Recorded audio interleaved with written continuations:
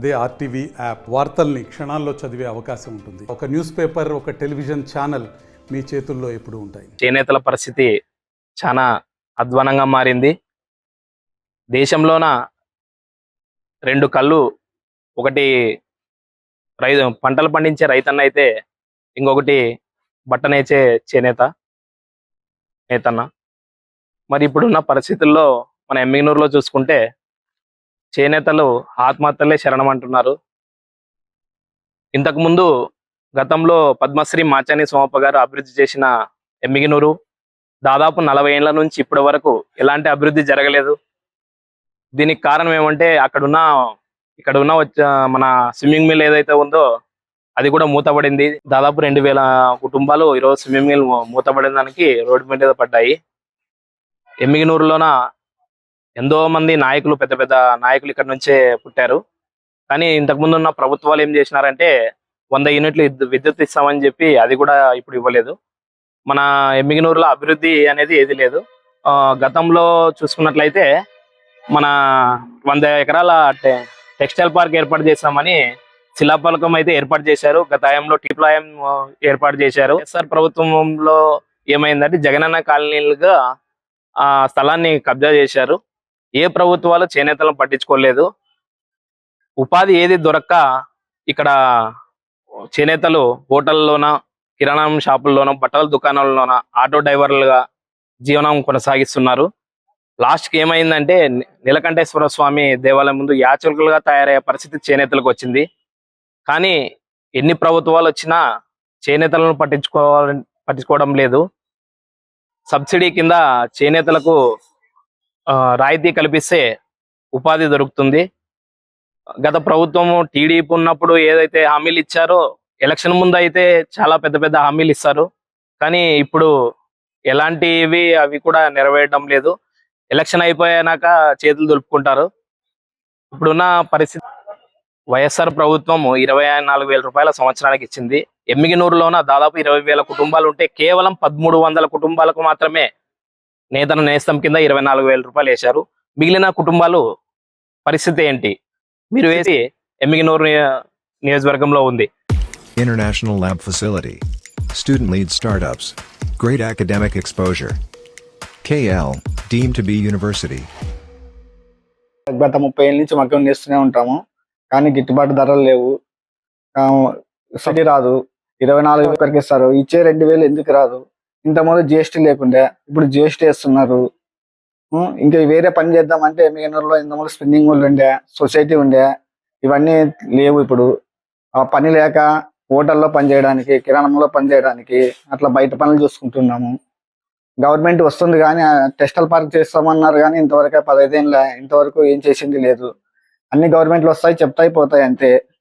చేసేది అయితే ఏమీ లేదు. చీరలు నేస్తాము, కాకపోతే మేము ఎమ్మిగనూరులో చీరలు నేసినా గద్వాల్ చీరలు అంటారు.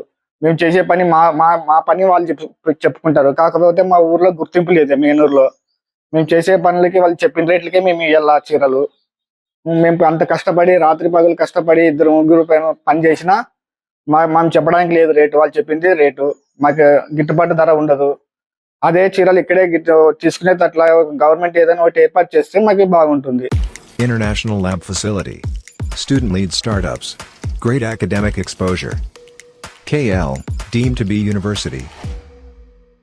గత 30 సంవత్సరాల నుండి నేను చేనేత పనిచేస్తున్నాను. చేనేతలో సరైన గిట్టుబాటు ధరల లేకపోవడంతో చాలామంది వలసపోవడము, కూలి పని చేయడము, పాచి పనులు చేయడము, మహిళలు మరి ఇంటింటి పోయి పాచి పని చేసుకుంటూ జరగడం జరుగుతుంది. చేనేతల్లో సరైన ఎమ్మిగనూరులో చేనేత సంబంధించిన టెక్స్టైల్స్ పార్క్ కానీ, చేనేత సంబంధించిన ఏమైనా వ్యూవర్స్ సంబంధించినవి సొసైటీలు కానీ అట్లా పెడితే బాగుంటుందని చేనేతలకి తెలియజేసుకుంటున్నాను. అలాగే బ్యాంకు రుణాలు కూడా ఇచ్చే బ్యాంకు మేనేజర్లు కానీ, అసిస్టెంట్ మేనేజర్లు కానీ ఇంటింటికి వచ్చి మగ్గాలు చెక్ చేసి వాళ్ళకి బ్యాంకు రుణాలు ఇవ్వాలి అని కోరుచున్నాను. అలాగే చేనేతలకు పింఛన్లు 50 సంవత్సరాలు పింఛన్లు కానీ అలాగే వెంటనే మంజూరు చేయాలని కోరుకుంటున్నాను. చేనేత పరిశ్రమలకు మిల్లులు, స్విమ్మింగ్ మిల్లులు అవి ఇవి పరిశ్రమలు ఉండేవి. మాచాని సోమప్ప వారి ఆధ్వర్యంలో అప్పుడు మిల్లులు ఉన్నాయని పెద్దలు అంటుండ్రు మాకు. ఇప్పుడు అలాంటి పరిశ్రమలు మళ్ళీ రావాలని కోరుకుంటున్నాను. రాను రాను ఇలాగే ఇదే మన చేనేతల కార్మికులు కరువు అవుతున్నారు. ఎందుకంటే వలస కూలీలు వలసగా చేయడం జరుగుతుంది. మాస్టర్ వీర్స్ కింద పని చేయడము అలాంటివి జరుగుతుంది. అదే మన ఎమ్మిగనూరులో ఇలాంటి పరిశ్రమలు ఉంటే చేనేతలకు బాగుంటుందని కోరుకుంటున్నాను. మగ్గలు సరిగ్గా నడవడం వల్ల వాళ్ళు మగ్గలు తీసేశారు. మగ్గలు తీసేసినందుకు ఇప్పుడు ఇక్కడ షాపులలో బట్టల షాపులో గుమాస్తా పని చేస్తున్నాము. అట్లే చేస్తూ అట్లే జీవనాధారం సాగిస్తున్నాము. ఇలా స్విమ్మింగ్ ఏమైనా ఓపెన్ అయితే అక్కడ మాకు ఉపాధి బాగుంటుందని చిన్నప్పటి నుండి ఇక్కడ పని చేసుకుంటున్నాము. అక్కడ ఆ బట్టల షాపు ఈ బట్టల షాపు అట్లే ఇంకా ఒక్కొక్క రోజు ఎక్కడ పని దొరికితే అక్కడ పనిపోతాం. మా అమ్మ నాన్న వాళ్ళు బాగానే మగ్గం చేసేవారు. అప్పుడు బాగానే ఉండేది. తర్వాత మగ్గలు డౌన్ అవడం వల్ల చీరలు తీసుకోవాలి డౌన్ అవడం వల్ల మాకు ఎటువంటి ఉపాధి లేక మగ్గాలు తీసేసి ఇప్పుడు షాపులలో అక్కడ మెకానిక్ షాపు కాంట్రింగ్ పనులు ఏ పని దొరికితే ఆ పని చేసుకుంటున్నాం. ఈ రోజుకి ఆ రోజు కూలి పుట్టించుకుంటున్నాం. మళ్ళీ చేనేత పరిశ్రమలో మన ఎమ్మిగనూరుకి వస్తే మళ్ళీ మాకు అందులో పని దొరికితే బాగుంటుంది అని ఆశిస్తున్నాము. పని ఉంటే మాకు చేతిలో డబ్బులు ఉంటాయి. డబ్బులు లేని వల్ల చాలా ఇబ్బందులు పడుతున్నాము. ఇప్పుడున్న ధరల వల్ల చాలా ఇబ్బందులే. జీతం కూడా సరిపోవడం లేదు. స్విమ్మింగ్ పూల్ ఏదైనా పని చేనేత సంబంధించిన వర్క్ ఏదైనా స్టార్ట్ అయితే బాగుంటుందని మా కోరిక. ఆ సమస్యలు ఏమున్నాయంటే గద్వాల చీరలకు గుర్తింపు లేదు. ఫస్ట్ ఆఫ్ ఆల్ ఇంతకుముందు గద్వాల వచ్చి ఇక్కడికి వచ్చి ఖరీదు చేస్తుంటారు. వాళ్ళు ఇప్పుడు ఖరీదుకి రావట్లేదు. తర్వాత వచ్చి పవర్లూమ్ శారీస్ ఎక్కువ ప్రొడక్షన్ వస్తున్నందువల్ల మా చీరల్ని వాళ్ళు కొనడం తగ్గించుకున్నారు. గవర్నమెంట్ నుంచి మాకు సపోర్ట్ కావాలని కోరుతున్నాము. సొసైటీ ద్వారా గవర్నమెంట్ పర్చేజ్ చేయాలని అనుకుంటున్నాము. తర్వాత వచ్చి కాటన్కి సిల్క్కి గవర్నమెంట్ ద్వారా NHTC ద్వారా సబ్సిడీ కల్పించాలని కోరుతున్నాము. అనేది పెరుగుతూ ఉంటే మేము కూడా వాళ్ళకి కూలీలు ఇచ్చి మగ్గాలు పెంచుకుంటూ వస్తాము. సేల్స్ కావట్లేదు. సేల్స్ లేనందువల్ల ఉత్పత్తి తగ్గించుకున్నాము. ప్రొడక్షన్ని సేల్స్ జరగట్లేదు ఎక్కువ. ఇప్పుడు మెయిన్ సేల్స్కి మాకు కాంపిటీషన్ ఏమైందంటే పవర్లూమ్ శారీస్ వస్తున్నాయి. ఆ పవర్లూమ్ శారీస్ని అరికడితే హ్యాండ్లూమ్కి అనేది డిమాండింగ్ వస్తుంది. ఆ పవర్లూమ్ శారీస్ని గవర్నమెంట్ స్టాప్ చేయించాలి. సేమ్ టు సేమ్ మన గద్వాల్ శారీస్ లాగానే పవర్లూమ్స్ మీద వస్తున్నాయి. యాక్చువల్గా పవర్లూమ్ మీద సిల్క్ బై సిల్క్ తయారు చేయకూడదు. కానీ ధర్మవరము, హిందూపూర్, ముద్రేడుపల్లి అక్కడంతా పట్టు బై పట్టునే పవర్లూమ్లో తయారు చేస్తున్నారు. దానిని అరికట్టాలి ఫస్ట్. అది స్టాప్ అయినాయంటే మాకు గద్వాల చీరలకు డిమాండింగ్ వస్తుంది.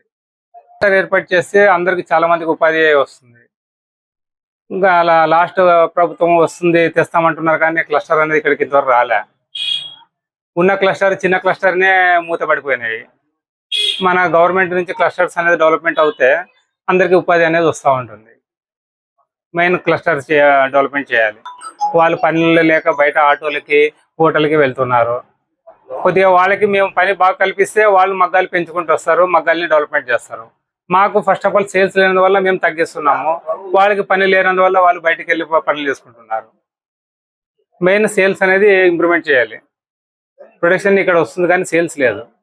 తర్వాత వచ్చి గుర్తింపు అనేది లేదు గద్వాల చీరలకి. ఎంతసేపు ఉన్నా గద్వాల చీరలు అంటున్నారు కానీ ఎమ్మెల్యే నుంచి చీరలు అనేవి ఎవరు అన్నారు.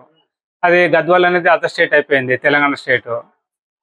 దానివల్ల ప్రాబ్లం అయిపోయింది. మన ఏపీ స్టేట్ ద్వారా మనకి సపరేట్గా మన బ్రాండ్ అనేది మనం తెచ్చుకొని మన శారీస్ని మనం ఉత్పత్తి చేసి మనం సేల్స్ చేసుకుంటే మనకి ఫ్యూచర్ అనేది ఉంటుంది. లేదంటే వాళ్ళ మీదే డిపెండ్ కావాల్సి వస్తుంది.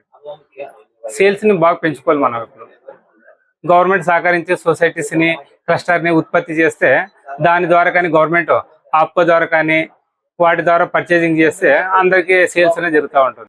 1,000 plus faculty, 600 plus PhD, industry-driven skilling. KL, deemed to be university. మేము మాది వచ్చేసి చేనేతలు. ఇంతకుముందు మనం చేనేత మా అమ్మ నాన్నలు ఉన్నప్పుడు మగ్గాలు బాగా వాళ్ళు మాచాని సోమప్ప గారు ఉన్నప్పుడు మగ్గాలు అన్నీ బాగా ఇది వస్తుండే మాకి. ఇప్పుడు దాని నుండి అక్కడ మనము ఇంతకుముందు మా అమ్మ నాన్నలు చేనేత నేసిన మరి కడుపు అవుతుండే. ఇప్పుడు కాకపోతే అటువంటివి ఏమి లేదు మనకి. చేనేత నుండి ఇంతకుముందు సోమప్ప గారు ఉన్నంత ఇది మనకి లేదు ఇప్పుడు. కాకపోతే ఆ పరిస్థితి లేనందుకు మేము ఇప్పుడు ఏమంటే ఇక్కడ అంగిట్లో వచ్చే గుమాస్తా పనిగా చేసుకుంటున్నాం. మనం చేనేతల గురించి మాట్లాడాలంటే ఒక రకమైనటువంటి బాధ కూడా కలుగుతుంది. ఎందుకంటే రాయలసీమలో ఒక కోస్తాంధ్ర లాంటి ప్రాంతం అంటే ఎమ్మిగనూరు అని గర్వంగా చెప్తున్నా. వృద్ధాప్యంలో ఉన్నటువంటి చేనేత కార్మికులు అడుక్కుంటుండడం చూసి నాకు చాలా బాధ కలిగింది చాలా సందర్భాల్లో. వాళ్ళకి పోయి వాళ్ళకి టిఫిన్ ఏదైనా కొనిస్తే తినండి అంటే లేదు, ఇంట్లో నా భార్య ఉందో నా కూతురు ఉంది వాళ్ళకి పెడతాననే ఒక గొప్ప మనసులు ఉన్నటువంటి చేనేత కార్మికులు ఈ ప్రాంతంలో కనపడుతున్నారు. నాకు అప్పట్లో చేనేత పరిశ్రమ దెబ్బతిన్నుతున్నప్పుడు నేను చాలా సందర్భాలు నేను కూడా దీని విషయం నేను కొద్దిగా నా ఫ్రెండ్స్ ద్వారా నేను విచారించడం జరిగింది. పెయింటింగ్ పనులకో లేకపోతే బెంగళూరుపై వేరే బతుకు తెరువు చేసుకోవడం మూలంగా ఈ ఎమ్మిగనూరులో చాలా మంది ఆత్మహత్యలు చేసుకోకుండా ఉండడం జరిగిందని నాకు నా స్నేహితుల ద్వారా చాలా మంది ద్వారా తెలిసింది. లేక సిరిసిల్ల జరిగినటువంటి ఆత్మహత్యల కంటే ఎక్కువ ఈ ఎమ్మిగనూరు ప్రాంతంలో జరగాల్సింది. కానీ అలగలేకపోవడం ఏకైక కారణం ఏమంటే అప్పటికేదో అబ్జర్వ్ చేసుకున్నారు, మాకు ఇంకా కాదు ఈ మగ్గాలు నేయడము, ఈ చేనేత పరిశ్రమలో మేము నిలదొక్కోలేము, మా బతుకులు కావని చెప్పేసి చాలా మంది వలసలకు పోవడం జరిగింది అప్పట్లో. ఆ వలసలు పోవడం మూలంగా అక్కడ వేరే పనుల మీద బతికి పిల్లల్ని బాగుంది. దాంతోపాటు ఎమ్మిగనూరు దగ్గర బనవాసిపాలెం దగ్గర అప్పిరియల్ పార్క్ అని అప్పుడు ప్రారంభోత్సవం జరిగింది. అది ప్రారంభోత్సవం జరిగిందే కానీ ఇంతవరకు ఆ రాయి వేయడం జరిగింది. అప్పటి నుంచి అక్కడ ఏనాడు దాని గురించి డెవలప్మెంట్ గురించి ఎవరు ఆలోచించకపోవడం జరిగింది. మరిన్ని వీడియోస్ కోసం ఛానల్ ని సబ్స్క్రైబ్ చేయండి, లేటెస్ట్ అప్డేట్స్ కోసం వాట్సాప్ ఛానల్ ని ఫాలో చేయండి అండ్ లింక్ డిస్క్రిప్షన్ లో ఉంది.